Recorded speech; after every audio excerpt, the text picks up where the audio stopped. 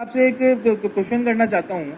Solution जब अपने जो महिला शौचालय जो है आपने आपने आपने उसी की सुविधा सही से नहीं कर रखी थी कि ना तो इसमें छत है ना इस टॉयलेट के अंदर गेट है, तो ये कैसे है आप बताइए। चिराग जी उसमें आप कुछ नहीं बोले ना। एक फोटो आप कहाँ के लिया है, बाकी आप देखो इस सैनिटेशन का काम ही सॉल्यूशन तो महिला कैसे सुरक्षित रहेंगी। आप ये चलते हुए सॉल्यूशन दीजिए ना सर, देखें सॉल्यूशन ही नहीं है। 40,000 से अधिक सैनिटेशन शौचालय बना दिए गए और सर खींच के लेके आया मैं फोटो, क्या आपको वीडियो दिखाऊं सर? मेन मुद्दे पे आए अपन जो आप काय की फोटो लेके आता हूँ, काय की आपको चलो मेरे साथ आपको दिखा के लाता हूँ सर। इसमें आसिफ भाई को सॉल्यूशन तो निकाले क्या।